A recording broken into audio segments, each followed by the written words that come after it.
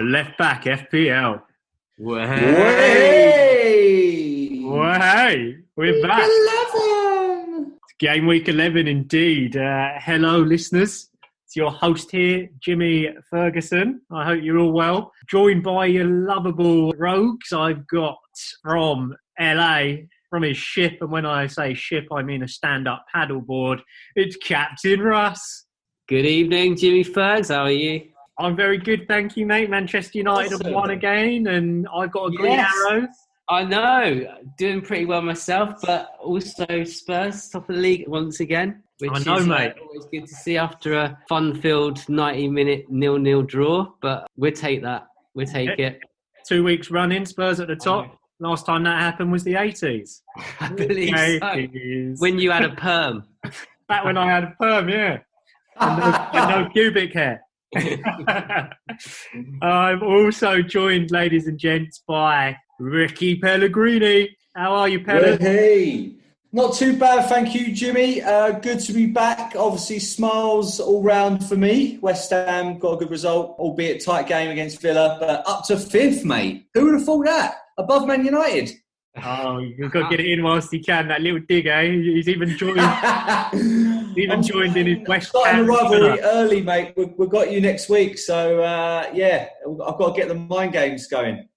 Could all turn around in next week, mate. I mean, I like that, you've come to the studio in your West Ham shirt as well. Smiles all round. Absolutely, mate. Absolutely. As you should, mate. As you should. Berahino was his name. He came on, got an assist. He came on, got a nice assist. My lad Bowen, I've been backing him since game week 1, and he's starting to show his true colours. He's actually 15th in terms of total points, so he's doing good. He's starting to pay dividends, as it were. But you know what? It's just it was just good to watch a bit of football on a Monday. And it's nice to hear the fans might be back next week as well. Well, they are back, 2,000, right? Yeah, apparently so. Interesting to see how you can get a ticket. I heard you can get one in a chocolate bar if you're lucky. It's a bit like Willy Wonka, isn't it? Exactly, mate. All through the ballots. But, so that, and I've got to be honest, when, those FPL fans, I know Ollie Watkins stepped up to that penalty, and he is in my team, but I rest assured I was going for the West Ham win. So I was actually cheering when he missed that. But it's always a fine line when it's when you're an FPL manager, right? Yeah, I thought Grealish was going to take it. I was surprised that he'll likely take the next one, I would have thought, mate. Anyhow, boys, we may have a few new listeners today, especially after our performance last week in the Game Week 10 podcast, the Game Week 10 preview. I don't like to brag too much, but we actually called out a few things. The 2-0 Newcastle win if Wilson plays. Fellas, you had that one. Sean, the John McGinn fanboy, he's not here with us today, but he did put in Mahrez. And then we had Conor Gallagher. What a perm, eh? Todd Cantwell's brother. Conor Gallagher of West Brom, he not one in. And then you got, Chelsea, Tottenham 0-0. So, Captain, you were bang on the money there with your double Chelsea at the back. And then Jota, and Bruno, both of them stepped up again. So, if you are new to the show, that's what happened last week. Stay tuned this week for more great tips. We will be going through, firstly, the Left Back FPL Podcast League. A number of you out there are part of that league. We'll be running down who's at the top, who's at the bottom, biggest movers, and we'll name and shame the lowest score of the week. Very interesting one this week as well. After that, guys, we will bring you the one clop, one flop of the week. And then we'll get into the second half where a nice rambling from the dugout has come in. So a question, and we'll field that. And then we'll focus on the fixtures for game week 11. So, if you're looking at fixtures specifically and where our tips are, you can skip on ahead to that. You will get tips throughout the show, though, so make sure you stay tuned. Then finally, we'll round everything out with all those all-important Captain Contenders. Captain Contenders!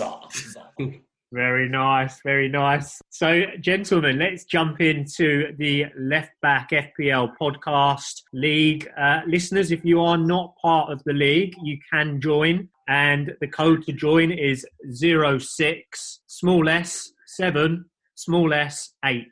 That said, we will call out the top 4. Ricky Pellegrini, who's in those Champions League spots? Absolutely. Thank you, Jimmy. So, top of the table and remaining at the top, consolidated position, good result for them this game week. They got the 53 points net this time. So my year, and that's Kida S at the top of the table. My year with a great performance, a nice consistent there, and staying at the top. Number 2 has moved up a place from 3rd to 2nd is Big Al. So congrats, Big Al. That's a good performance there. You've got 55 points in total for the game week. FBL God in 3rd, he's dropped down a place. I'd be a bit disappointed. 46 points, all right, not too bad, but the other 2 have just edged it there. And into 4th place, into the Champions League spot, is the Dynasty. So a regular follower of ours is Joe Watson. So well done, Joe, 63 points, and very good there. So the average for the whole of the league is pretty high, actually. So 49 points for the average, which is not too bad. Well, respect to everyone in our league, because the average across FPL was only 44 this week. So pat on the back for everyone. Well done. Lovely to see our lad Joe. Well done, Joe, up into the top 4 Champions League. And FPL God, it's not me, lads. I know you think it is, but it doesn't get old, does it? It'll be the last week I play that joke, okay? You hear that? But my year, well played, my year. He's sitting 21,000th in the world. Pretty impressive green arrow for him this week. Thanks for that, Pillars. To round out, that's Champions League. We need to have a little look at Thursday night, though, Europa. Who's in those Europa League spots where you kind of don't really want to be, but you're close to top 4. Zoenks, well done. You're in 5th, 57 points, 641. Just 3 behind Dynasty in 4th, so you're close to that Champions League spot. Nice battle there. Below you, we've got FC Kockvarn, David Levine from Sweden. I may have butchered the name of your team there. It's a bit of a toughie. But congrats to you, 56. 631 points this week. In total, very respectable. And then 7th, just rounding it out with the Europa League spot, Enchinatas United. I do love a good Enchinata. Brendan Breen, 626 for the season. Good man, well done. That all said, I do also want to spend some attention on the highest point scorer of the week in the league. Got to be done. It is Frenchie11 with a massive 75 points. They did take a -4 hit, so they did get that deducted from the overall. So 75 points in total. Obviously, it goes down to 71 with the -4. But what a team! I mean, look at this team. They've got Fernandes in there. They captained De Bruyne. They have Wilson up top, which was a very brave move, by the way, because Wilson wasn't 100% to start. And then he's got Cresswell at the back line. So he's got a very solid team there, and including ZX. So I like that midfield. Absolutely, yeah. It's looking like a nice team there from old Frenchie 11, Rick Goodwin. One thing, though, I would say is I like, Frenchie 11. I was going into the team expecting to see some French stars in there. I can't see Pogba. He's not even on the bench. Well, what you will like, Jim, is he's a Man United fan. So, he's in... Legend. Man United fan league, so doing well there as well. So I'm sure he's been tuning in. Well, that makes complete sense, Pellers, because if he's a Man United fan, I now know why Pogba's not there, because he was sleeping, wasn't he? Yeah, again, he had his COVID mask as a bloody blindfold this week, just to sleep all the time. What's wrong with the guy? Enjoying the kit after winning, while you were winning 3-2. What a win, eh? Anyway, moving on. Someone to mention that. we do need to mention that. We do need to mention that, because you must have been worried in the first half, Jim, being 2-0 down, Southampton. We were all texting saying, Ollie's out, mate. Ollie's out. So he's bought himself another 5 games or so, you reckon? What was those colourful words, Jimmy Fergs, you were calling Solskjaer? My precious. Get rid of the precious. No, I think before that, there were a few more colourful words. I don't speak in colourful words, mate. I'm to the point. I mean, I'll have to admit, mate, he does keep buying time, and that's the frustrating thing, is because, fair play to him. He pulled it out the bag, but you can't keep pulling it out But that said, right, and I've said this before, Man United, 1 game in hand. If we win that game in hand, we've got 19 points all of a sudden, the same amount as Chelsea. Admittedly, our goal difference is 0, um, compared to Chelsea's, which was 12. But it's not all bad at the moment. And for me, if you're Man United at the moment, not playing particularly well, but still there, still holding on. So if we can just start playing better, could come good. So, I'll leave it there. I don't want people to switch off. Cavani, 15 points though. He's got to be mentioned, right? 15 points, and he's 8 million, and he's only in 1.6% of teams. Yeah, he played 45 minutes though. That's the funny thing, right? He only played the second half, but he came on 2 goals, 1 assist, 3 bonus points. To your very point, after that performance, I see the guy coming in now. I mean, what more does Cavani have to do to get a first team spot? And we spoke about it a few weeks ago saying, no, he's not a first teamer. Now at 8 million, same price as DCL. For me, he's going to start playing. For me, as a consideration, I really do think that. I think you're right, Jim. The thing with Cavani, though, even if he doesn't play, he's going to score a goal, isn't he? He's going to score a goal because who else is going to score the goals for United? And, if you watch him as well, fellas, if you watch him as well, he's got the striker's instinct. He is moving all the time. And, he got in that position, both of his goals, both headers. He was in both those positions, the right place, the right time, because he knows how to play as a centre forward. And that's really great to see. 1.6% of ownership. I mean, that's a massive differential. Not many people in your mini leagues are gonna go and stick their neck out for Cavani. Maybe that will change, like you say, over the next few weeks. If he keeps doing it, you can't ignore him, right? Yeah, I mean, it's maybe worth, getting on the bandwagon early. But guys, what I want to do, I want to turn our attention to the bottom of the left-back FPL Poddy League. We focused on the top. We looked at the Champions League and the Europa spots. Captain, who's in the relegation zone? Who needs to buck up their ideas? Wow, it's we got 74 teams in our league now. It's growing week by week. So 72nd in the relegation zone is Mandem FC by Kufra Robert, and they got 48 points this week, so not a bad haul. So they're on 438 points. And then in 73rd we've got Bad Decisions United by Chris Haswell, and then at the bottom of the table, even though I believe that they haven't had the full amount of games as everyone else, but Salad Cream is still rock bottom. Davey Herbert's Salad Cream, but he got a reasonable 46 this week, 360 points. Great name as well. Great name. Which isn't too bad. So that they're our bottom 3. Quick one on Salad Cream. I think keep going, mate. You were 4 game weeks late to the party, and you're only he's only 80 points behind second bottom, and he did leave. I mean, he left sort of Meslier and Podence on the bench, 20 points on the bench this week. So the lad's got a good team.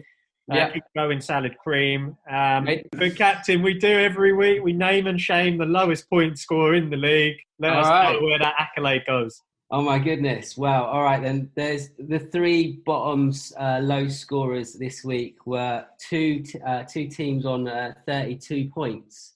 32. So it's the FA Cup specialists by Gaurav Inanda, and there was your very own mate Martin Leary with Easy Does It, also with 32 points. Oh, so Leary. He's not going to be happy. You need to sort it out, Leary. I'm done might have Leary. His name, but his team needs sorting out. Yeah, and finally, the worst score of the week. Name and shame him. It's our very own, John Roll, please. Our very own Poddy team. Oh no! Oh my days.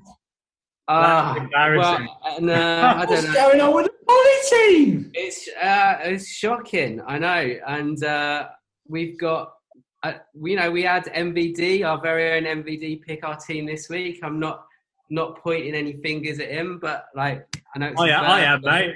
I'm pointing all of them at NVD. So listeners, birthday NVD, boy. NVD, one of our regular pundits, his birthday today, so he's not here.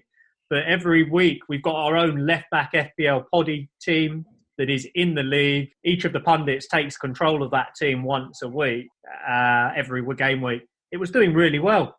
And now NVD has taken the helm, 29 points, red arrow, down to 42nd in the table. What's he doing, guys? He had 2 transfers as well, right? I think we had, but he only did 1 transfer. Correct. Yeah.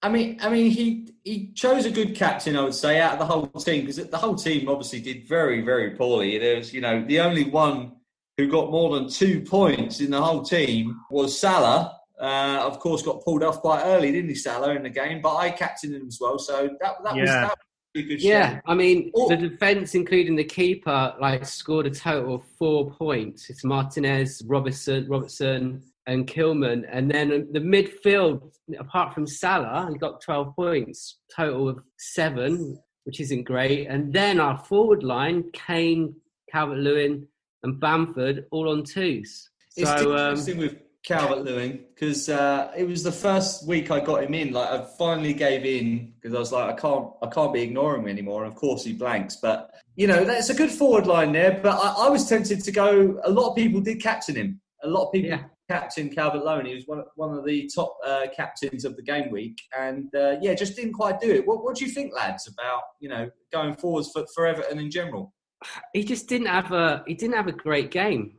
Calvert-Lewin, even though the points speak for itself, if he had a reasonable game and he came close a few times, fair enough. But it just wasn't the DCL that we used to see. And I think what I reckon was, after watching the game, is Richarlison didn't have a very good game either. And he's obviously the prime kind of assister in that squad. And his balls were awful. He obviously, right at the beginning, he had a goal disallowed, great goal. But apart from that, he didn't really have a good game. So, and obviously, Digne wasn't playing either. Who's another great player to have down the wing and crossing it into the box. But obviously, he wasn't in the 11 this week. Yeah, they're gonna miss Digne. Yeah.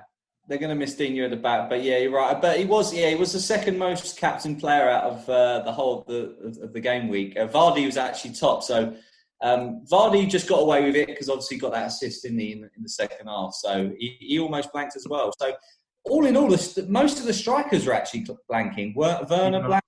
I think Kane blanked, of course. So the strikers are sort of letting us down. I think for me, mate, what it says to me is that it's so tempting to pick up and let go of strikers. Get them in, get them out, get them in, get them out, and you need to hold. You just need to hold on. I mean, how many people perhaps got rid of Wilson this week or left him on the bench, and those who didn't, got the fruits really this week. It just makes me feel that the strikers are just. There's so many out there at quite a decent price that you're almost better to have. And we said it before, maybe one premium, say Kane is the only premium I would really say, or Werner. After Vardy's performance today, I'm not convinced. But, Pellers, one of the things you mentioned there was DCL. And we had a question come in from one of our fans on Twitter.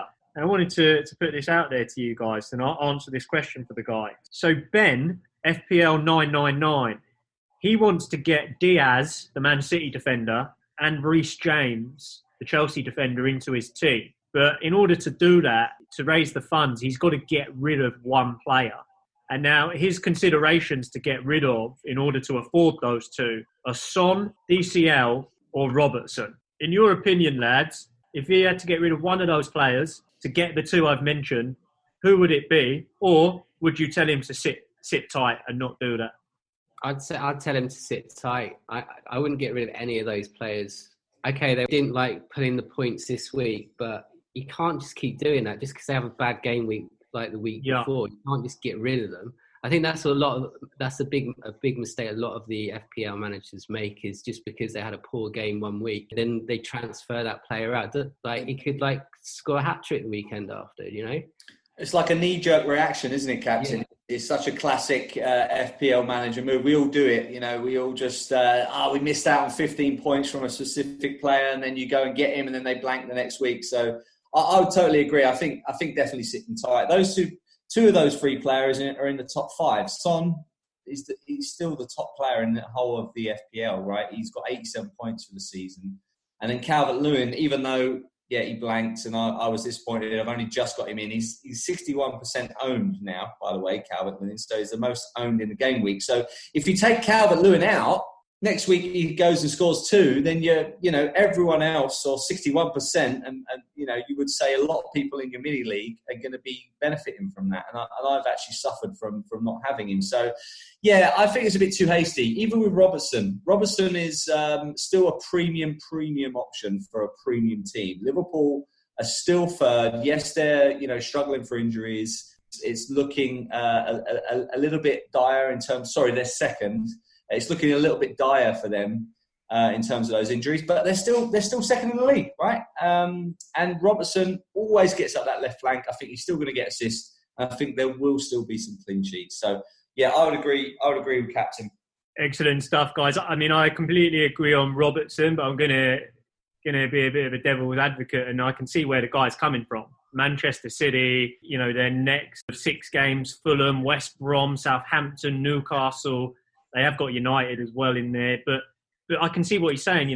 They should be keeping some clean sheets there, and obviously Chelsea, Reece James. Chelsea are really defending very well at the moment. 0-0 with Tottenham kept them at bay. Then they've got Leeds, Everton, Wolves, West Ham. For me, I can see why he wants them both in, and I would get them both in. And I think that you keep Robertson at the back with DCL.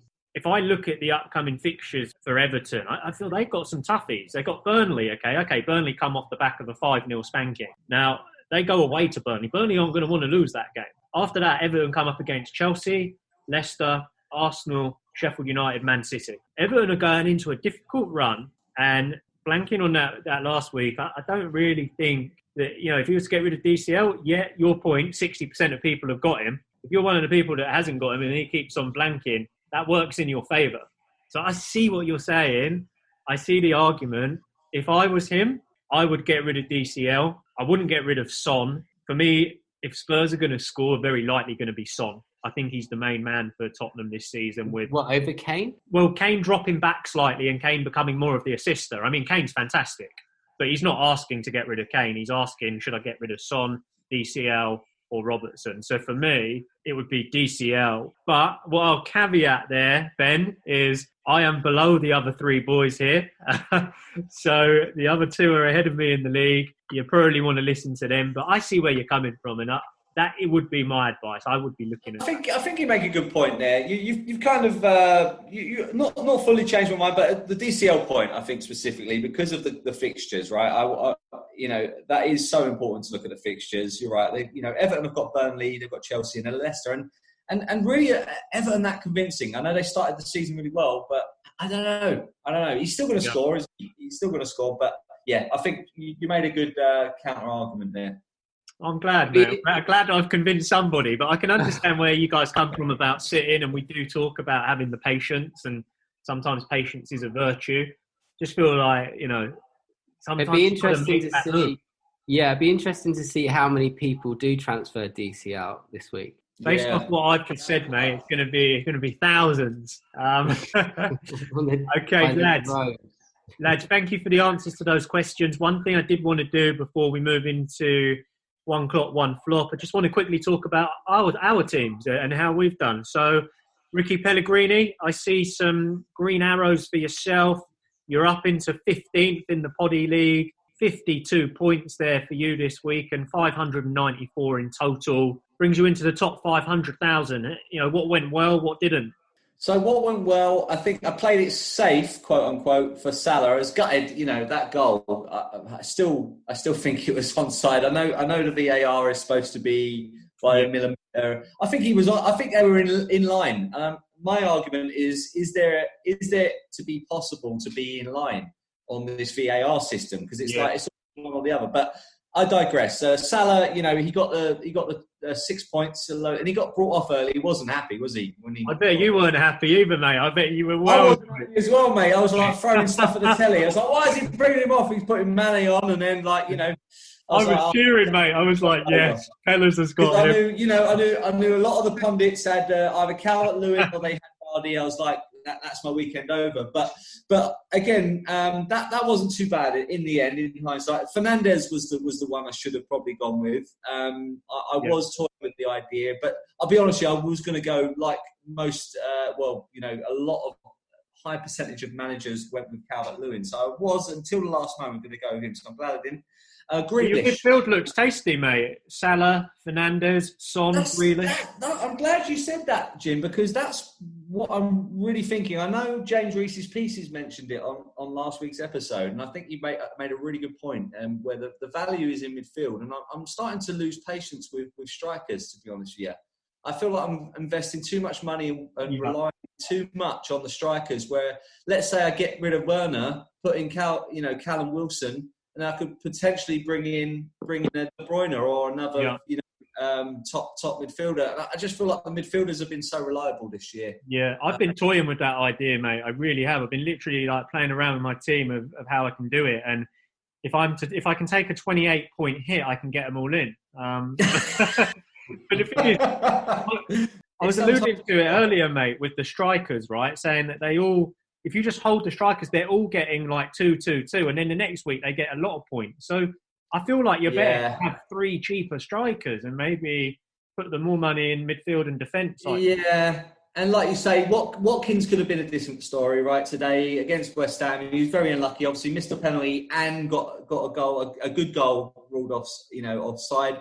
Werner, I know that was definitely blatantly offside, but great finish from Werner. Amazing goal. What a goal. It could have been a different story, and I could be saying, oh my God, I've got the best strikers in the Premier League. But yeah, that's how I'm feeling after that game week, to summarise it. Chilwell, another, on the bonus sheet score as well. So I'm liking the whole angle that Captain was mentioning last week about doubling up on Chelsea. I think I would be considering that. I'm not quite ready to get rid of Robertson because, I'm still a big fan. But yeah, to summarise, Fernandes, Grealish has got to be probably the best player on my team right now. Yeah, I mean, it's a very strong team. One thing I want to ask you, Pellet, before we jump into captains, you have got Kilman at the back, and then your other 2 defenders on the bench is Mitchell and Branthwaite, both of who are not playing. Are you concerned that Kilman only did 12 minutes this week? Yes. He's out now. Is Kilman done, or is it? Yeah, Kilman, because Connor Cody's back, so Kilman's going to get limited minutes. I'm glad he even got the 1 point, to be honest. Yeah. So that's kind of lucky, really. So Mitchell, we know he's going to be a no-show now as well, because obviously Van Aanholt's back. The one I'm looking at is actually Branthwaite, the lad Branthwaite. He's 3.9 million, and you'll know Nico Williams for Liverpool is probably now going to start, and he's also 3.9 million. So that might be a nice swap without kind of taking up any extra value there. So he's being wasted. Branthwaite is obviously not going to play, whereas Nico Williams has got a good shout for Liverpool now that Milner's out. So I'm looking at that. I think in the bigger picture, I've got to do something else with either Kilman or Mitchell. Yeah. What about Nate Phillips at Liverpool as well? He's doing all right, wasn't he? He looked okay against Brighton. I like Phillips. Yeah, for his age, mate, he looks absolutely brilliant as a centre-back. I was a centre-back myself, so I've always got a big appreciation for a good centre-back, especially coming in from a young age. He looks really assured. You know who else is assured? It was actually the young lad, the Tottenham centre-back as well. He looks like a good... Until he headed it to Giroud. Who the life of me? What was he doing? The nicest halfback ever. He had a dodgy start as well. I was like, who is this? Yeah, he slipped, didn't he? He slipped early on. I still think he's better than Dyer, though. I've got a bit of a grudge against Dyer. I don't know why. I'm not convinced he's a good footballer. But is it because of his stupid-looking face? Yes. I think it is, mate. I think it is. But that summarises it. But I think that's a good point, Jim, you made there. I think a lot of people will be looking at Kilman because he was cheap. Yeah, looks like Kilman's out. And I think, it brings me to another question that we had come in from Twitter. So our friend Bart asked about Cancelo at Man City, and I think a lot of people will be thinking about Cancelo at Man City. A lot of people had him in the team. He didn't play this week. He was rested. Yeah. Is he out, or is it just a rest? Is it part of Pep's rotation policy with Mendy being back? You know what? I'm a big fan of Mendy. I wish he would play every week because I think he's really good. I know he has injuries, and I know Pep likes to rotate. I feel maybe Pep's still trying to find his best back four. He seems to have settled on the centre back a bit more. Obviously, Kyle Walker is a dead cert, and Kyle Walker looks good, I would say, because he he's looking more attacking this year. He's sort of having a few more shots on goal. He got a good goal against Sheffield United. But yeah, Cancelo, I would just think it's too much of a risk personally. I mean, it'll pay off if he's a good player, he's an attacking player, he gets up the left wing, he's going to get assists. But like you say, Jim, he might not play. Yeah, especially with Mendy coming in and scoring as well. I'd be concerned he won't play. And I think Bart, you've got 5.5 million held in that one asset. And unfortunately, if he's not going to play, that money's going to be spent better elsewhere. Captain, you're a big fan of Chelsea at the moment. You've got Zuma, he's 5.5. Reece James, he's 5.1. Surely one of those two is a better option. I think so, yeah. But there you go, though. Cancelo, Bart, perhaps time to get rid of him. Pellers, thanks for running through your team for us. Captain Russ, you are up in your team. Also some green arrows for you this week. I see that you had a really good week, really, mate. You've pulled in a admirable 58 points. That's taken you, green arrow, 1.2 million in the world. Overall, you're sitting with, 561? Yeah, not so bad. Breaking out the shampers, shall I? No, it wasn't a bad week. I mean, considering the whole week in general, I mean, I think FPL scoring in general was quite low, right? It was quite good it's 50 mark. I think 50 mark, I'm seeing a lot of 50 mark. So everyone not on the 50 mark, you probably lost out a bit. Yeah, I'll take that. I mean, I think that went right. I think by taking Mendy off, by transferring Mendy for Jota, and he scored 9. So I was happy about that. Yeah, I had a run of luck in correct transfers. Like the week before, I got Fernandez in, and he's been scoring well. So all in all, pretty good. I've still got my 2 Chelsea players in. Chilwell got an 8 and Zuma got a 5. I mean, the only thing that I was disappointed in was obviously the captain choice. I kind of, it was just so annoying because, your captaincy can win you the points. And at the moment, like you said, I think it's really difficult having a forward as your captain because then they're inconsistent. And that totally proved that this week. Anyhow, you've had a good week, mate. Nice to see you rising up the table, even if it's at my expense ahead of me. I do believe I did get the most points out of all of our Backstreet League this week, which is the first time this season. So I'll take that. You did out our pundits. You got 58. NVD got 56. He was only 2 behind you. He's 22nd in the league, listeners. And then 31st is Patrick Vieira. Vieira. His team, he'll be happy. Yeah, his team full of ham. He got 51 points, but Fulham, 2-1 victory over Leicester. Fantastic result for them. They're going to be very pleased with that. A bad week for Sean the John McGinn fanboy. He's not here today. Poignantly has missed out. I think his team value's dropped to 100.9. And he's raked in 33 points. So he's fallen from grace. He's fallen from, I think he was, up in the top 20 last week. And now he's in 32nd. He's behind Captain Russ. 33, 556 for the total of the season. But he is above yours truly. 10 points above me. I've got 546. I'm only 10 behind Sean the John McGinn fanboy now. And, 51 for me, lads. And I feel quite buoyed by my lads' performance out there. I feel like they did okay. Like you, Pellers, you got unlucky with Salah. If Salah's goal went in, it was a completely different scenario. I felt that pain. I felt it with Watkins. He should have, put the penalty in. All right, he missed. And he was offside. The encouraging thing for me with Watkins is he was in the right positions. So, I'm not too concerned with him. He did all right there. I think Especially doesn't take a penalty. Well, yeah, I hope he just doesn't take another bloody penalty, but I'm sure he won't. But, Fernandez did really well. For me, De Bruyne, brilliant, and Meslier in goal was my top scorer, so 11 points from him. Blimey.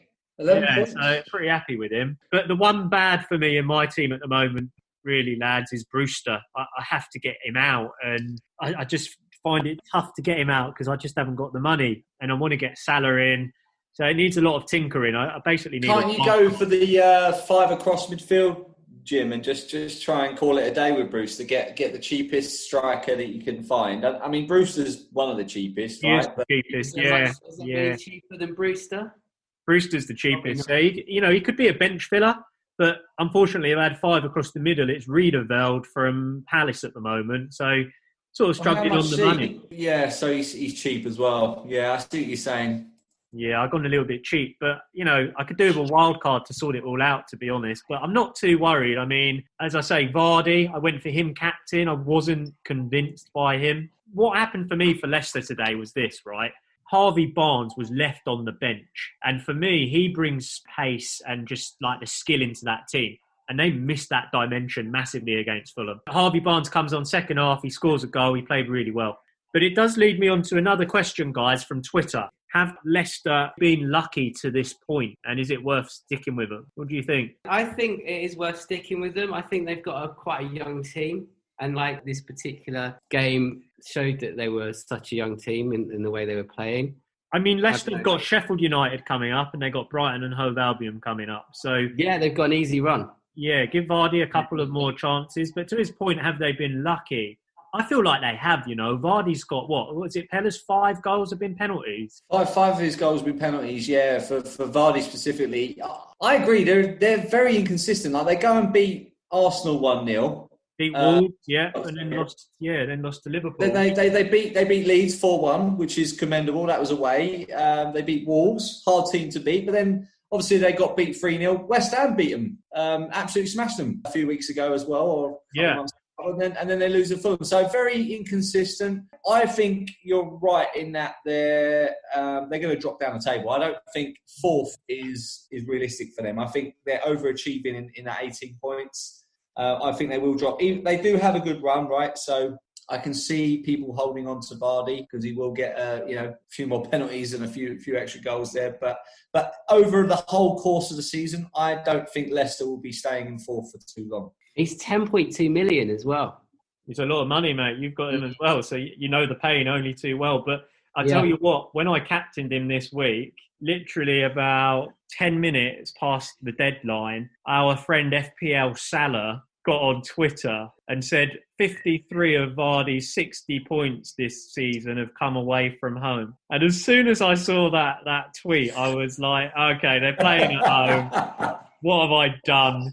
And I just thought, and I was praying, but I mean, he got an assist, so I'll give him the assist. So it's a fair play. He got something. Didn't completely blank. But anyhow, gents, we're going to leave the left-back FPL Poddy League there. I think that's the status. That's where everyone is. Let's move into the next section. Just before half-time, it is the 1 Klopp, 1 flop for the week. So, Captain, you're going to take this with no Sean the John McGinn fanboy, his usual segment. But please tell us, who's your 1 Klopp and who's your 1 flop? So, the Klopp of the week. It was a hard choice. I thought Mahrez, with his hat-trick. But I think I'm going to give it to the underrated Fulham. So our beloved Vieira, as we know him. Patrick Vieira. Vieira would be happy. He'd be sitting at home in his with his hot water bottle. His Fulham slippers. His dressing gown. In his rocking chair. His Fulham slippers. Watching the rerun for the next week. They not only won, I mean, they finally found where the goal was, which was fantastic. But the reason why I decided that they deserved the Klopp of the week is the fact that they scored a penalty. Yeah. Hey. They actually put one in the back of the net. So after all those... what was that, 3rd time lucky? 4th time lucky? Probably. Cavallero.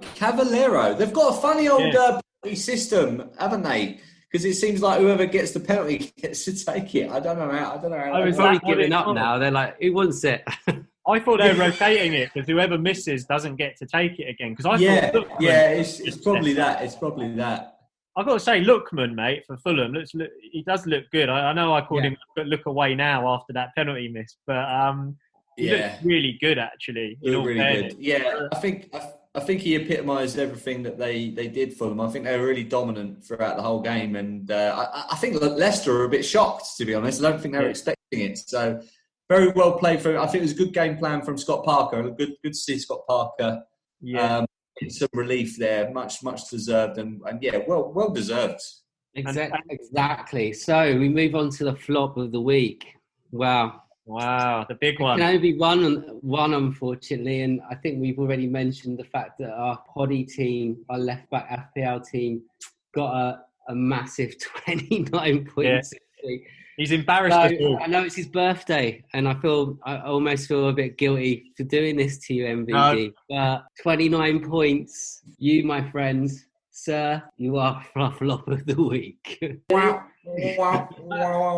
2 transfers. Happy birthday, though. 2 transfers. There you go then. So, listeners, just before we head into half time, we have got time for one final question that's come in from our Twitter following. So FPL FPLAB has asked a question about Man City, and he wants to know, is Kevin De Bruyne enough to cover City's dominance at the moment? And by dominance, I mean they've only won one game 5-0. But I can see where he's coming from. You've got to get some City into the squad. They've got some tasty games coming up. Do you think KDB is enough, or do you go 2 City players? What do you boys think? I think KDB. I think he is one I'm looking at. I mean, he's expensive. He's 11.7. So then you got to start thinking, who do you sacrifice for that, right? I wouldn't go for the double up right now, but I'm not going to be surprised. They just need to belong in that top 4 or 5 teams in the Premier League. It looks weird, the Premier League, with them not in the top. And it's just a matter of time, you think, right? Yes, it was a 5-0 win. They didn't have Nick Pope, by the way, at Burnley. So they weren't at full strength. But, yeah, I think it's a matter of time. They're still one of the best teams in the Premier League. We can't pretend that they're not. They haven't had a good start, but they will rectify that. I think KDB, you have to have him. I don't think Mahrez is going to be doing that week in, week out. He's frustrated me a lot, Mahrez. I've had him in and out of my team over the last 2 or 3 seasons. And he's very unpredictable. I expect De Bruyne. I wouldn't be shelling out on anyone else like Sterling or anyone like that. The only one I would look at is maybe Kyle Walker, because he's 6.2 million and he just seems to be having a really good season. Yeah, I mean, he could well be in. And I think what that brings us to, again, another question actually on a similar topic. Sam Speaks, one of our Twitter followers, has asked, right, he wants to get Man City in. He wants one Man City player in. And from the money perspective, it's either KDB instead of Salah, or it's Mahrez instead of Son. Now, that is a tough move, right? Because I'd want Salah every single day. And at the moment, I'd still want Son. But if he wants a Man City player in, does he do KDB instead of Salah? Or does he do Mahrez instead of Son? Or do you sit tight on that one, knowing that City have got Fulham next game? I'd sit tight. I can see the point of getting KDB in, but I don't know.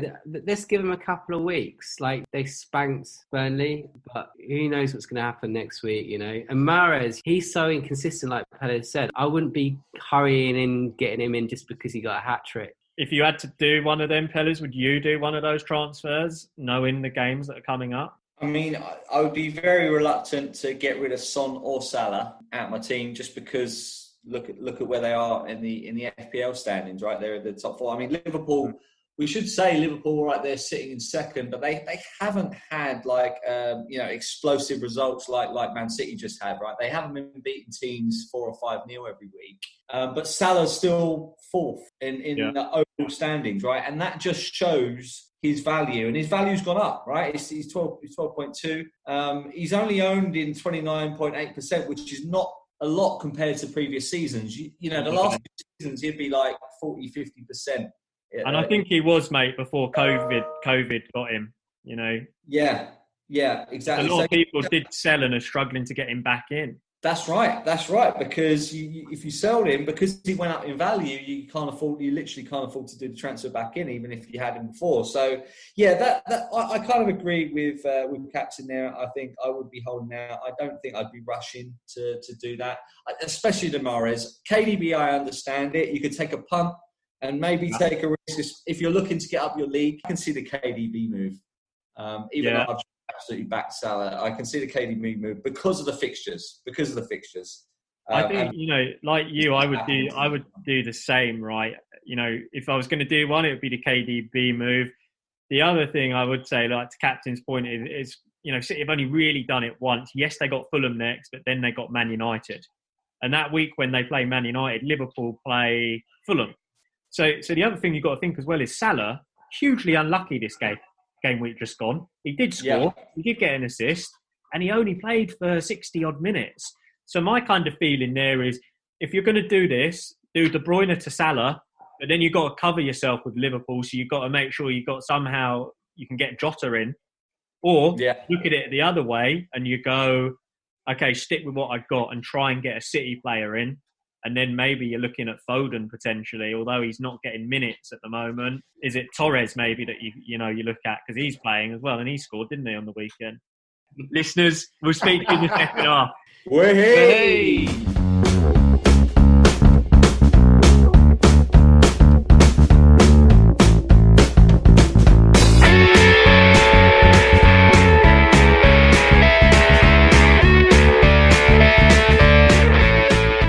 Welcome to part 2 of Left Back FPL.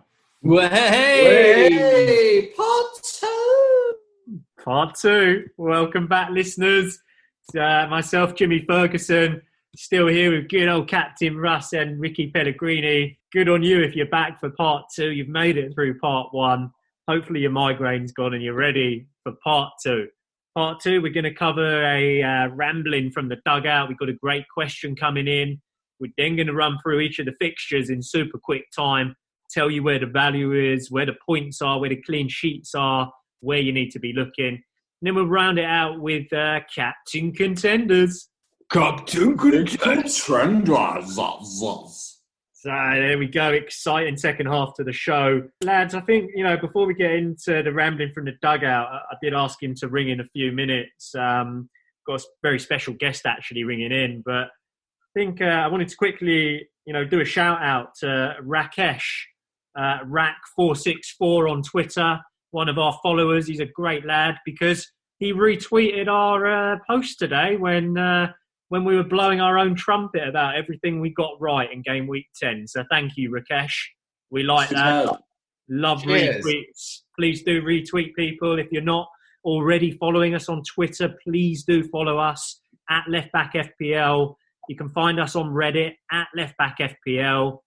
Visit our website, leftbackfpl.com. We're going to have a blog post this week from our new intern. And finally, if you do want to join the Left Back FPL mini league, you can do that with 06 small s 7 small s 8. Okay, brilliant. With all of those call outs, guys, I wanted to quickly, before we do get on the phone, just have a quick chat about Jurgen. So our mate Jurgen, he's rung in a few times. He wasn't happy this weekend, was he? He was throwing his toys out of the pram about Liverpool's schedule. It looked like he had rabies. He was like foaming at the mouth. I couldn't believe it. Those teeth gnashing away. I think, to be honest, I think he might be losing it. The poor man. I think he's either shouting at people some homeless guy on the street. Or he's like talking to himself. Again, like homeless people on the street. It's just like, he is insane. He's losing the plot. Like a homeless person in a tracksuit who's stolen someone's pearly white dentures. I know. He spent all his money, all the money he's got left on his teeth, and he hasn't got a roof over his head. It's getting to him. He's not happy about the 5 subs, which I can kind of agree with him about the 5 subs, right? Majority of the Premier League want the 5 subs, and so does he. But obviously, some down the bottom don't want that. They say that Klopp's trying to benefit his team, but the rest of it, he was proper having a go at the broadcasters as well. I'm like, hold on, sunshine. It's like they pay most of the wages of Premier League. So, but it was funny. It was good. It was good TV. Hey lads, what? You hear what I hear? A tinkle. Got a rambling from the dugout. Oh. Let me pick that up. Hello, who's on the line? Yo, lads, it's Chrissy Wilder here. Oh, Chris Wilder. Excellent timing. How you doing? You all right? Excellent, yeah. Really good timing, Chris. We were just talking about Jurgen. He wasn't too happy with you on the weekend. Oh, don't get me started on Kloppy with his big shiny teeth. He wants to keep his shiny teeth to himself, mate. I want free. Just to be clear, just for the record, while I'm on broadcast television, he wants fast. Radio. I want free, all right? He's just trying to play his own mind games for his own benefit. Liverpool, you're going down, son. Kloppy, keep your shiny teeth to yourself, all right? Chris, I like the fighting spirit from bottom of the table with 0 points, I think.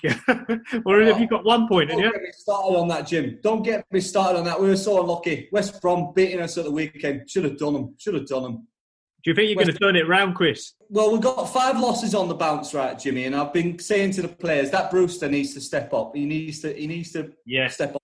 But we just can't be taking our chances, Jim. We need to take our chances. I mean, we were close against Liverpool, against Kloppy and his big shiny teeth a few weeks ago. And only 1-0 against Man City. We're going to turn it around, Jim. Excellent stuff, Chris. I wish you all the best of luck. Thank you for calling the show. And obviously, I guess, bottom of the table, but you've got your priorities straight. You're focusing on next week's FPL. What's the question you've got for us, Chris? So, Jim, thanks for having me on the show. And, at the end of the day, I've been looking at my FPL team, and it's that midfield. I heard you lads saying that, there's a lot of value to be had, but in that bracket of the 8 million mark, who's the preferred midfielder you'd be getting in? Because there's obviously a lot of choice out there other than my Sheffield United lads. 8 million mark. What would you do, lads? Okay, 8 million mark. Preferred midfielder. That's a good question, guys. Pellers, 8 million mark midfielder. What do you think, mate? Yeah, I think it's a good question there, Chris. Thanks for calling in. I think there is the obvious ones that a lot of people are looking at Ziyech because the likes of Kai Havertz was out injured. He's just come back, so he's another one as well for Chelsea. I think personally, you can't look any further than Jack Grealish right now. He's 42% owned, yes, so a lot of people are starting to get him in the team, but I think you can't look further. He's just going to keep growing and growing. This seems to be a season for me. So 7.7 as well, Pellers. Exactly. So you're saving a 0.3 there, just under the 8 million mark. And I just don't think there's anyone else that are going to be guaranteed unless you step up to like the 10 million mark. We're looking at Son, Fernandes, Salah. They're all more expensive, right? So for that price bracket, I don't think you can look any further. If you're looking outside of Grealish, what do you think, Captain? Now, outside of the Grealish, good question, mate. I mean, that was my first port of call was Grealish. I mean, from like watching like 90 minutes of that game today, yeah, it's good to watch him. It's just again disappointing that Aston Villa, like as a team, I feel like he should be playing for someone better. He's like the quality is not there. He's a step up. But going back to a midfielder, I'm not going to blow my own trumpet here, but I bought Jota at the weekend. He's been putting the goal in each week. He's only 6.8, so he's good value. Yeah, I think that's a good shout. What do you think, Jim, in terms of Jota? You've got the likes of Rodriguez as well, 7.9. He lit the Premier League alight at the beginning of the season. Do you think he's worth a shout? I do, Pellers. Yeah, and I think, you've both called out 2 very viable options. I do think Grealish is the shining light if you've got 8 million to spare with 5 goals to his name already and 6 assists. You can't look past Grealish. He's just fantastic. I think the other ones, though, you mentioned Rodriguez. Yeah, he's not bad. I mean, he's had, 3 assists so far. I'd be tempted, mate, personally, to get 2 in around the 8 million mark. And I also do like Ziyech. The reason I like him is because he's in 18% of teams. The other one that obviously comes up is Wilf Zaha. Definitely not a bad shout. But I do think you've got to have 2 at the 8 million mark for me in your midfield. What do you guys think of James Ward-Prowse? Doing good. He's only 6.1 million, Yeah, he's brilliant at free kicks, I'll tell you that. I mean, from a free kick perspective alone, I'd have him in the England squad just in case we get a free kick because he's just blinding. He's actually, I think he's one of the best free kicks takers in the world right now. That's a big statement, but I think he really is. I think he's like he's got that sort of Beckham-esque kind of, amazing, Yeah. My only concern with him, boys, from a fantasy Premier League perspective is he's hauled in 3 game weeks out of 10, which isn't bad. But you look at someone like Grealish, he's done it like in, 5 game weeks. So there's more consistency with players like a Grealish if you're going to spend the money. 6.1. I know it's cheap, but it's not like as cheap as, say, a Neto or someone like that who may get just as many chances. So it's a great shout, though, Captain, but I don't personally think James Ward-Prowse for me. And I got stung. I had him for the first 5 game weeks of the season, and he did nothing. I've got to mention my lad Bowen. Um, I do every single week, but I've got to mention him because I think it's the time. He's only 2% owned. All right, it's West Ham. We're not going to get carried away, right? We're fifth in the league right now, but his stats are good. He just hauled. He was in the dream team week, and I don't think he can be ignored. I think he's going to play every game. He's going to start in that starting 11. He's going to create goals, and he's going to score goals like he did today. Okay, excellent. And so wrap it up then, gents, and let Chris know. But Mahrez, you've spoke about him in the first half. You're not convinced about him. He's 8.3. We feel like that's a lot of money for an inconsistent player. But the ones that you'd consider, perhaps Jota, Rodriguez, I'm hearing, Bowen, you've mentioned him, Pellers. I actually do like Neto from Wolves. He had 51 points in total, 5.6 million. We've mentioned Zaha, Ward-Prowse and Grealish. You had to have, one of them. I think we've all agreed you'd have Grealish every day. If you had to have a second of those, who would you guys go if you had to have a second? I'll kick it off. I would have Jota right now. Yeah, me too. I'd go for Bowen. But of course... But shares it. Shares with Bowen. Yeah, he has, mate. Boeing. That's the aeroplane. He keeps on getting confused. You take the boy out of West Ham, but you can't take West Ham out of the boy. You can't take Bowen out of the boy. All right, well done. Chris, that's our answer for you. Grealish, and if you wanted a second, Jota or Bowen. How do you feel about that? Oh, Jimmy Ferguson, that's absolutely amazing. I'm kind of thinking about that. I didn't think of Bowen, but I don't like West Ham because they, we got some bad blood with them a few years ago with the Tevez scandal. But But I really appreciate it, lads. I listen to your poddy every week. I make sure all the boys follow you guys on Twitter. But so keep up the good work. And again, if you need to vote, it's 3 subs, not 5. All right. I'm with you, Chris. I'm with you. Good luck, mate, for the rest of the season. Cheers, Jim. See you, mate. So, yeah, gents, I do think, such an honour to have Chris on the show. He's got his priorities right. He's sorting out FPL first, and then he's going to sort out Sheffield United from relegation. So I don't think he can avoid it personally, but good luck. But I do agree with him on the 3 to 5 subs. I think it's totally unfair. And fellas, I know you mentioned it just earlier, but for the teams like Liverpool and Man City and, United to a degree, who have got much stronger benches and depth in players, it's just unfair. It's completely unfair. I disagree, Jim. I disagree. I think it literally is the year of any year. Any other year, yes. But right now, just because of the rate of COVID and the injuries and there was no pre-season, I don't think it's a benefit of the teams. They're going to start playing games and putting 5 subs on at once and stuff like that. I think it is just, they are desperate. There is a lot of injuries going on. We look at the injury list right now. It's Liverpool, right? It's not just... Yeah, fair enough. So that would be my argument, because it's going to happen up until Christmas. It's going to get even worse right through the Christmas schedule. We're going to get more and more and more injuries. We're going to need those 5 subs. Yeah. I can see what you mean. I just feel like, you're someone like Man City and you're bringing in... your B team is Bello or Mahrez from the bench or Sterling from the bench or an Aguero, and then you're Sheffield United and you're bringing in McBurney with his ginger patch. And, it is a good point. Let's throw in Fleck and see if he can do any. I can but see at the same time, they don't have they don't have as many midweek games with like the cup games and stuff, because they're obviously not in it. So they do get that rest. Like Paddy said, it's like one of those years. Just get on with it. You get paid enough. Stop complaining. Excellent. Let's leave that there because we could go on all night. Guys, I want to get into the next section of the show. It's the penultimate section. It's fixtures for Game Week 11, the Game Week 11 previews. So listeners, if you're a first timer, we're going to go through each of the games, super quick time.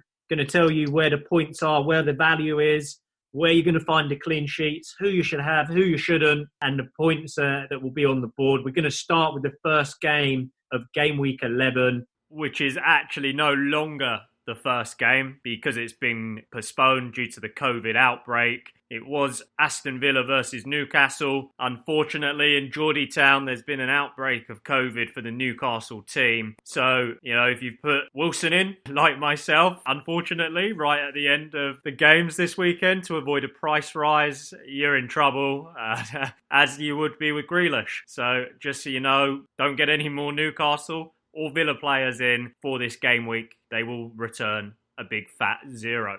That said, we do wish everybody at the club a speedy recovery, and we will turn our attention to game 2 of the game week. It's Saturday morning, 7:30 a.m. in New York, where we are, 12:30 UK. Luckily, it's not Liverpool, because Kloppy wouldn't be happy, but it is Burnley versus Everton. I took a look at this, and I have to say, this is going to be, for me, quite a tight game. I think it's going to be a draw. I'm going to go 1-1. I think that Burnley, off the back of a 5-0 defeat, will not want that happening again. Dyche, baby, he's not going to be happy. He's going to really tighten up that defence. And hopefully, if Pope's back for Burnley, which I'm hearing he will be, I think they'll be secure at the back. And Wood, your cousin, fellas, Chris Wood, I can see him getting on the score sheet. From an Everton perspective, I'm going to say James Rodriguez with a free kick, and I don't see DCL getting on the score sheet for people out there. I just don't see it. And, part of the reason for me is Everton, they lost to Leeds. They scraped through against Fulham 3-2. Before that, they got beaten by United 3-1. And before that, they got beaten by Newcastle 2-1. So, if you actually look at Everton's form, last 5 games, they've won 1 and they've lost 4. So I think they've hit that sort of patch where it's tough now, and I don't see them winning this game. So for me, it's 1-1. I wouldn't be banking on getting the players in from either of the teams. If you've got them already for Everton and you don't want to get rid, keep them. But that's what I'm seeing in this game. Gents, anyone disagree? So totally agree with that. I think Burnley will be a tough place to go for Everton, and like you say, Everton are leaking goals as well. Right, recently, they're not keeping clean sheets without Digne at the back. I will be disappointed. I think a lot of FPL managers would be disappointed if DCL blanks again, though. So I'm hoping he doesn't. And if he does, mate, I wouldn't be surprised if the exodus begins. I can see people getting off of him, and like we said, the strikers. Yeah, especially in the FPL world, we're a very fickle bunch. We don't like to wait around, do we? We certainly don't. And part of this comes from my hope that he doesn't do it, because I've not had him all season, which is probably my own fault, and that's why I'm below all of you lot. That said, guys, going into the third game of the week, Manchester City versus Fulham. Pellers, you've been looking at this. There's been a lot of chat about City and getting their players in. What do you think after Fulham doing a 2-1 over Leicester? So yeah, I mean, in terms of I'm going to start with the Man City side. Obviously, massive result. Mahrez is the pick of the bunch in terms of the total points for this season, right? So if we're just looking at the stats purely, 45 points total for Mahrez. So he is the top player at these two teams combined. So he's only owned by 4.1%. Will he be transferred in? Yes. Will he do it again? I don't think so.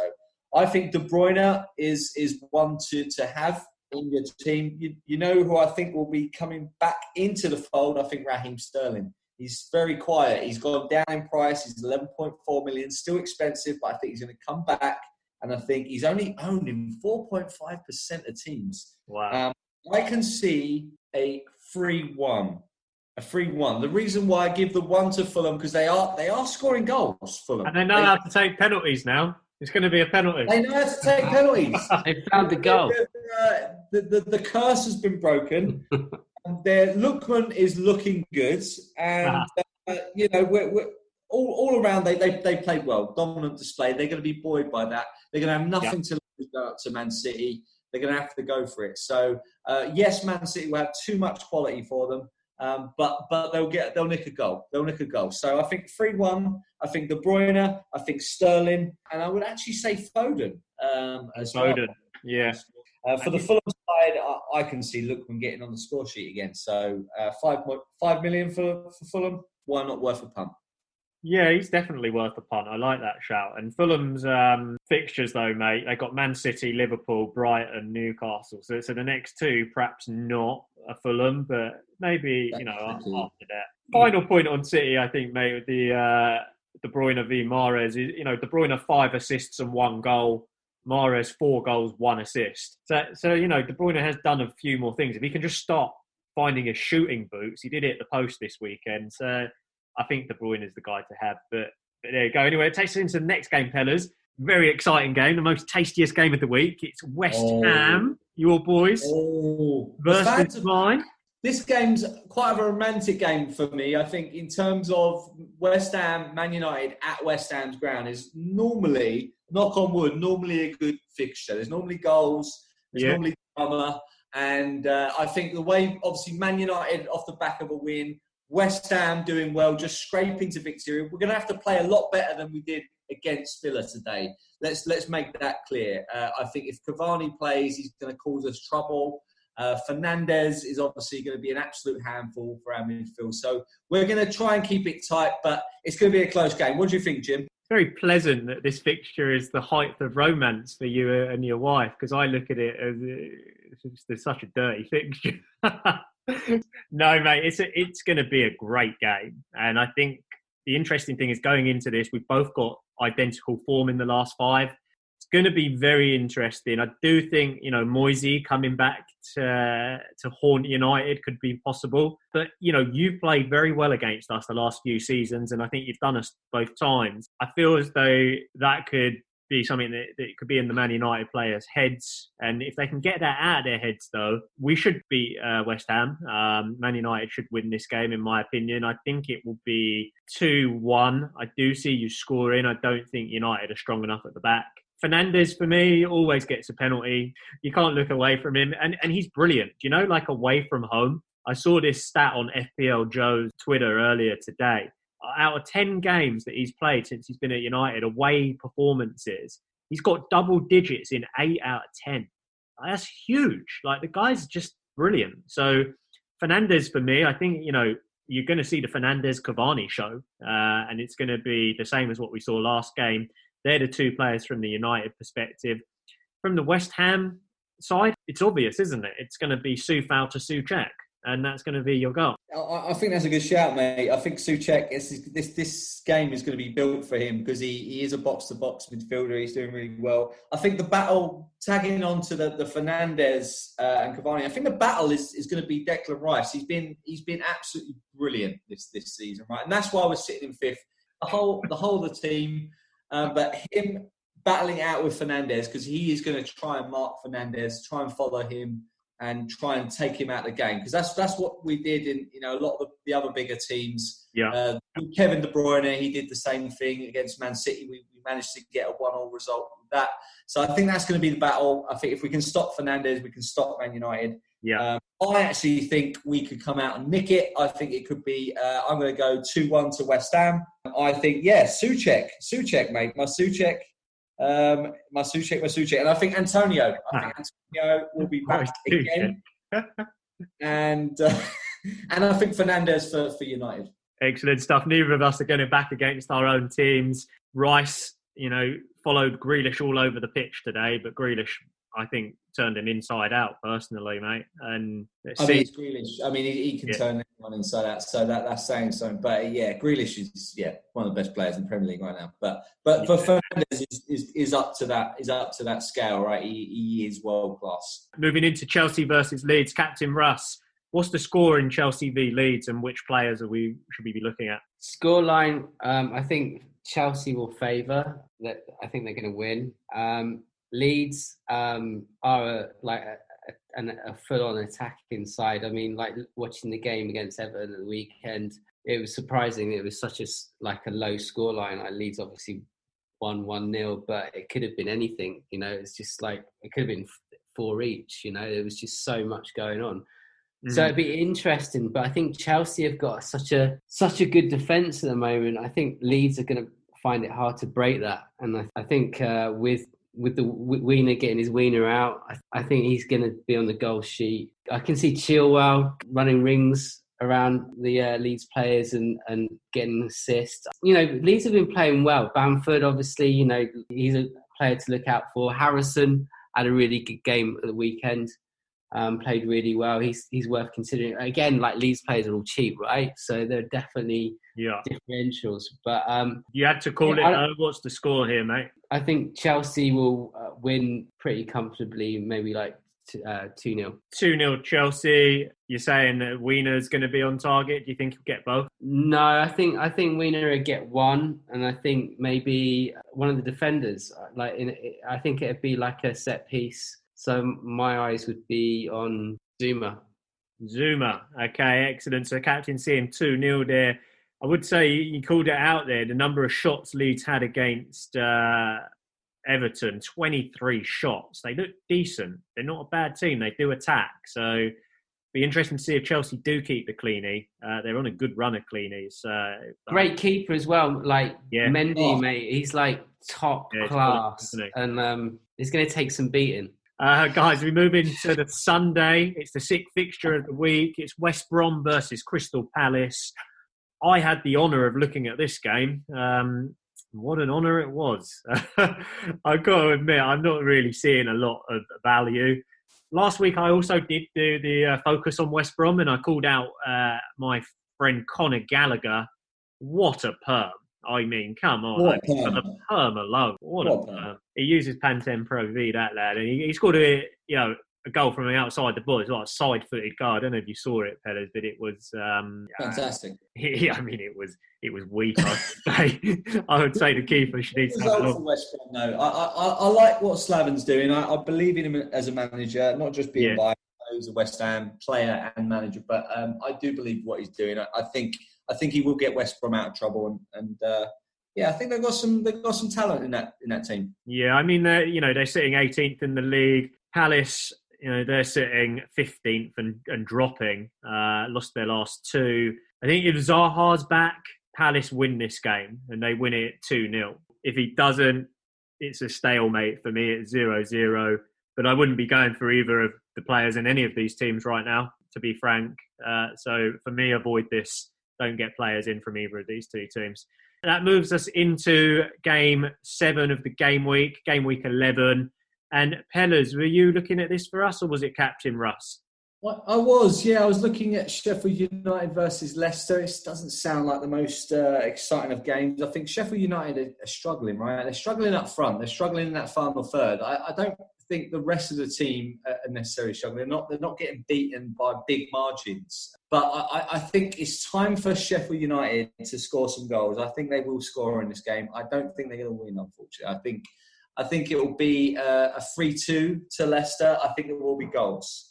I think Leicester are going to have a point to prove. They've just been beaten by Fulham. There's going to be a wake-up call. I think Vardy will get 2. And I think Harvey Barnes, as you said, he'll be back in the team. I think after coming off the bench and getting that goal, I think he's proven that he needs to be in that team. He adds that pace. I think from the Sheffield United perspective, I would say it's going to be the likes of McGoldrick. I think he's going to finally get on the score sheet. And I think Brewster has to start. They have to play him.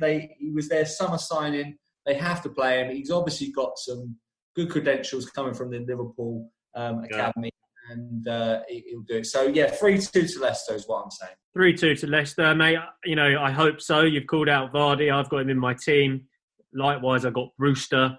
I just don't see it from Brewster. He was teed up on a play against West Brom, cut right back to him. He fluffs the shot into Musa. I just can't see it, fellas. I think you're being kind on Brewster. They've got to get goals from somewhere, and I still think you're right, because strikers are confidence players, right? So if they're not confident, they're going well, the bottom of the league, and it's true. But I think he's got to score sooner or later. That's the way I'm seeing it, and I think you've got to start the game. So I do hope so. With them only having scored 4 all season, if he does score one, he'll have 20% of their goals. So who knows? All right, guys. The next game of the weekend, probably one of the tastiest. It is a big old London rivalry, the derby between Spurs and Arsenal. Captain Russ, your Spurs sitting on top of the table, playing a very weak Arsenal team this season, sitting in 14th. They've lost 3 of their last 5. Are Spurs going to win this? Come on, you Spurs. Of course they're going to win. They're going to fly in colours, mate. They're going to pulverise them. Gold stars all round Arsenal for is Jose. going to be, yeah. But anyway, I think Spurs are going to win it for sure. I wouldn't put any money on Arsenal. Like, I wouldn't waste your money. I'm not saying that Spurs are going to win convincingly, by no means whatsoever.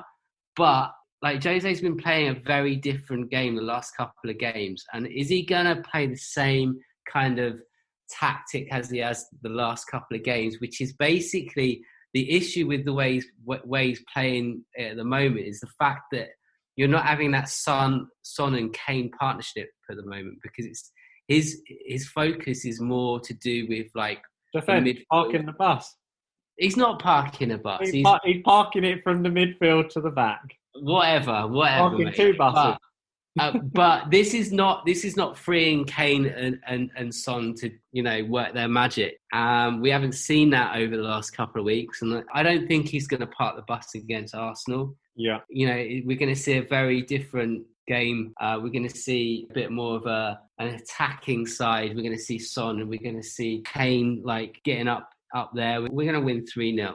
3-0 Spurs. Kane and Son. Do you distribute the goals between both Kane and Son? Bale, Kane, and Son. You can't go wrong calling all three out. Is anyone getting a double, or are they all getting one? They're all getting one. They're all getting one. I think Kane's going to get an assist. And an assist from Kaney, boy. So yeah, Kane, he might be a good worthy captain this weekend. I think you're right. I'm kind of gutted I don't have Kane right now. All right, thanks, Captain. That is Spurs versus Arsenal. Only 2 games left for the week to cover. The penultimate game is Liverpool versus Wolves. In NVD's absence, Pellers, you've taken this game for us. What's the score? Where are the points? So I think Liverpool are going to be chasing. They were so gutted to, you know, be losing the last minutes those 3 points down to just a 1 point against Brighton. I think they were unlucky, Liverpool, to be honest. Yeah, they should have run away with that game, and I think they're going to really try and make a statement back at Anfield. I know I bang on about Anfield and their record, but I think it can't be ignored. I think Liverpool are going to be convincing winners in this game. I think without Jimenez, I mean, I've got to say, you know, our best wishes to Jimenez, because it was a horrific injury. Yeah. Fractured his skull. But without Jimenez, you've got to say they're going to be a different team, Wolves, right? You know, he just links up the play. He is their main man. And without Jimenez up front, they do have some talent. They have Podence, they have Neto, but I think this is going to be like 4-1 to Liverpool. I really do see that. I think Salah and Mane will both get on the score sheet. I think I think Salah will get 2. I think Mane will get 1. I think Jota will just carry on scoring. I think he'll get a goal there as well. I think there's lots of points to be had for Liverpool at home. We're going to be talking about the back line now. Milner's out as well. He potentially could be out for next week. We're going to be looking at, will Nico Williams be playing at that right back like he has done the last 2 games, but he keeps being brought off at half time. Klopp has not been happy with him. He hasn't been consistent enough. He gave away a penalty as well last game. But I think they're running out of options at the back, so he's got to play. I think Phillips looks good at the back with Fabinho, and obviously Robertson. If they can keep Robertson fit, then they're really going to be banking on him to get up that left flank. So yeah, 4-1 to Liverpool. From Wolves, I think they will nick a goal. I think it will be the Neto. He looks good, looks sharp. Yeah. I think he will break that back line, but I think it'll be too much for Liverpool. Yeah. Jota playing his old club as well. Good point, Captain. I didn't even think of that. Jota, yeah, point to prove. Probably knows the way they work, knows how Nuno sets up, so he's going to have an advantage there. Yeah, he could have an advantage. He could be the guy actually for this week. That's good point, Captain. Neto, for me, I do really like Neto. I could see him getting a goal. I'm worried from what you said there. I mean, 4-1, you sounded so convincing, and I've got no Liverpool players other than Robertson going into this, and that worries me somewhat, especially as I made my free transfer already. I might have to do something there. The one thing I would say, Pellers, is you've called 4-1. I don't see Wolves as like a whipping team. I mean, they've let in 11 goals this season, which is 1 more than Chelsea, 6 less than Liverpool themselves. But obviously, Liverpool let 7 in against Villa. I hope you're wrong, but I mean, you make good points. You make good points. Yeah, you know, You are right. Wolves are a solid team, right? They have been the last couple of years, but I just think without Jimenez, I know he's the striker, right? But he just does so much for the team, and Yeah. they do have good talent. They're set up well.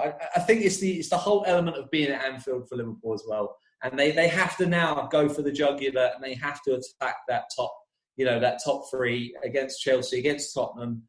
They have to try and go for the Premier League. They want to hold on to it. So if they don't beat Wolves convincingly, then they're not going to win the league. Yeah, that's true. I mean, the only thing is obviously Champions League as well coming up Tuesday. So hopefully they'll be knackered. That would work into my hands. But that said, guys, I'm going to go into the last game. It's a Monday nighter. They're really stretching out the games. We got Brighton versus Southampton. Bit of a derby this down on the South Coast. And neither team are going to want to lose this one. And I think Brighton, they come into this, after a draw and a win in the last two. Southampton come into it having just lost to Manchester United. So point to prove for the Saints. I do think Southampton are a really great team. They'll definitely score against Brighton. Given this is a derby, I think it's going to be fast-paced. It's going to be furious. Goals on both sides. For me, Saints win it. They win it 4-2. I think it's going to be that good a game. Lamptey's back, though, is he not? He is back, right? So, he's back from suspension. I think he could have a good game. I think he could be on the score sheet, but more so from an assist perspective. I think, for me, the lad Connolly gets in good positions, and I wouldn't be surprised if he got a goal in this game. And the other person I'd be looking at is Trossard if he plays. Maupay is obviously injured, and Trossard came on against Liverpool and he looked lively. He had a couple of decent shots. So I think, Trossard and Maupay, from a Southampton perspective, I've called 4 goals for Saints in this game. It's a lot of goals, right? I don't know where they're coming from, but I can see it. There's no wings, mate. There's no wings. Well, you say that, he's 50% chance, 50%. He could make an appearance from the bench, but I think Che Adams, for me, playing well. 3 goals, 4 assists this season. Okay, not that prolific in front of goal, but he ain't scored in the last 2, so it's time that he knocks one in. And I can see him scoring against Brighton. You've obviously got Walcott. He could be on the score sheet. And Armstrong, for me, I just keep mentioning Armstrong. He's good. Is he going to score? He's going to get one. He's going to get one for sure. So 2 for Che Adams, 1 for Armstrong, and 1 from Theo Walcott. And then Trossard and Connolly in reply for Brighton. So, you heard it here first.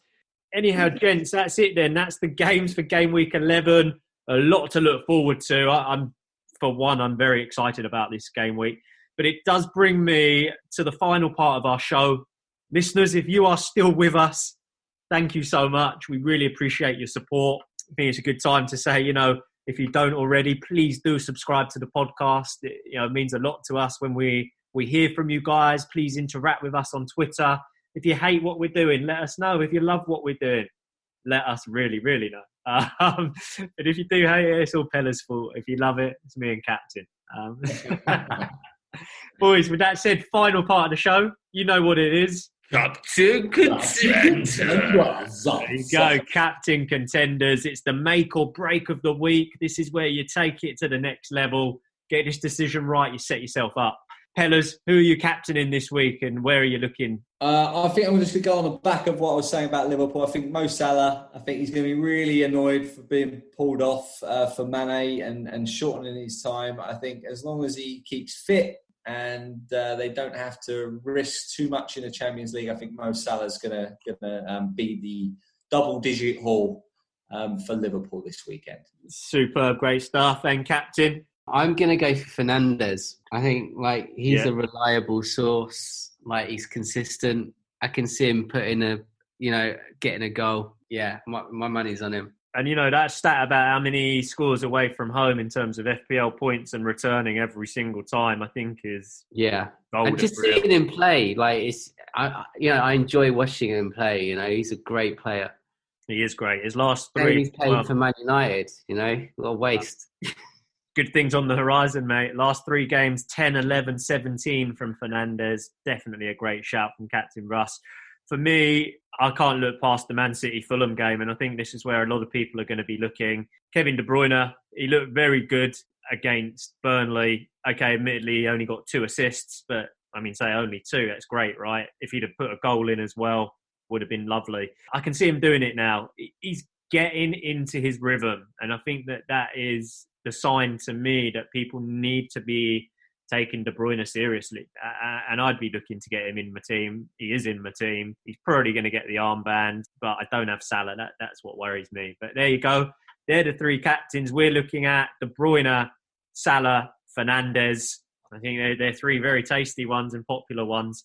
Let us know what you think. And thank you so much for sticking with us. Please do get in touch. Follow us on Twitter at LeftBackFPL. You know how to get hold of us. We will wish you good luck for game week 11, and we'll see you next week. Cheers, gents. Hey!